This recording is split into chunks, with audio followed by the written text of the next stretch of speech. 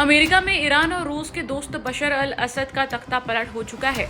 Asad Syria छोड़कर भाग चुके हैं। रूस के राष्ट्रपति कार्यालय क्रेमलिन ने पुष्टि की है कि उसने सीरिया के अपदस्थ राष्ट्रपति बशर अल असद को राजनीतिक शरण देने की पेशकश की है। जहां रूस ने एक तरफ असद को शरण दी है, तो दूसरी ओर सीरिया के दुश्मन अमेरिका ने असद के देश छोड़ते ही उस पर बड़ा हवाई हमला कर दिया है।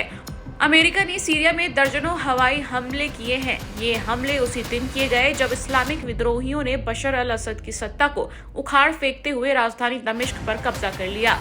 रविवार 8 दिसंबर को बशर अल असद ने अपने परिवार के साथ सीरिया छोड़ दिया और भागकर मॉस्को पहुंच गए। इसके साथ ही सीरिया पर 5 दशक से चले आ रहे असद परिवार के शासन का अंत हो गया। इस बीच अमेरिकी सेना ने बताया है कि उसने मध्य सीरिया में 75 हवाई हमले किए हैं। अमेरिकी सेना ने बताया है कि इन हवाई हमलों में आतंकी संगठन ISIS के ठिकानों को निशाना बनाया है। ISIS का सीरिया में गढ़ हुआ करता था। सीरिया में विद्रोहियों का नेतृत्व करने वाले समूह हयात तहरीर अल शाम का मुखिया अबू मोहम्मद अल जुलानी भी ISIS से जुड़ा था। हालांकि HTS ने खुद को घोषित तौर पर ISIS से अलग कर लिया था, लेकिन इसके बावजूद ISIS के खिलाफ अमेरिका का मिशन जारी है। अमेरिकी सेंट्रल कमांड ने एक बयान में कहा कि इसने 8 दिसंबर को मध्य सीरिया में ISIS के ठिकानों और आतंकियों को निशाना बनाकर दर्जनों सटीक हवाई हमले किए।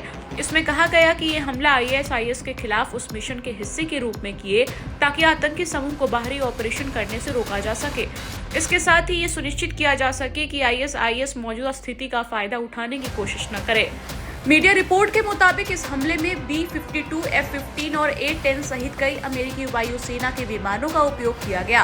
इससे पहले रविवार को सीरिया के हालात पर बोलते हुए अमेरिकी राष्ट्रपति जो बाइडेन ने चेतावनी दी कि असद की सरकार का गिरना मिडिल ईस्ट के लिए जोखिम और अनिश्चितता का क्षण है।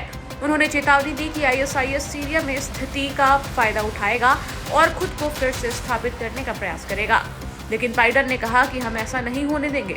अमेरिका का सीरिया पर असद के तख्ता पलट के बाद का हमला अमेरिका के इसी मिशन का हिस्सा है और अमेरिका का सीरिया पर हमला लगातार जारी है। कई कारण हैं। 2011 से वहां पे एक तरह से देखा जाए तो गृह युद्ध चल रहा था। पहले अपराइजिंग थी, अरब अपराइजिंग, जो प्रो डेमोक्रेसी के लोग थे वो लड़ रहे थे। फिर बाद में अलकायदा वहां पे आ गया, दाइश फिर आ गई। इन लोगों ने वहां पे खिलाफत कायम कर दी। वो कई साल रही, 2-3 साल। उसकी वजह से सब बर्बाद हो गया, इराक भी और सीरिया भी। फिर उसके अलावा ये भी था कि तब से इनका पूरा कंट्रोल तो था नहीं मुल्क के ऊपर। कभी कहीं प्रॉब्लम थी, कभी कुर्दिश की प्रॉब्लम थी, तो कभी ये मिलिटेंट ग्रुप इदलिब सिटी में काफी स्ट्रांग थे।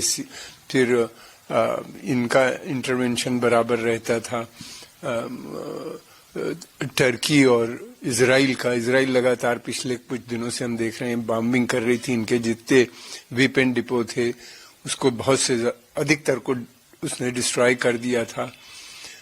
फिर उसके अलावा ये था कि ये आतंकवादी जो ग्रुप हैं वो अपने को अब आतंकवादी नहीं कह रहे हैं, लेकिन इनका पास तो वही है तहरीर अल शम्स का। ये पहले जबहत अल नुसरा थी जो कि एक उसका ग्रुप था, अलकायदा का ग्रुप था। तो ये सारे लोग जो थे लगातार एक के बाद इंसिडेंट होते गए, ये कमजोर होते गए। रेवेन्यू था नहीं, स्टेट फेल हो चुकी थी और फिर सेना ने लड़ने से भी इनकार किया।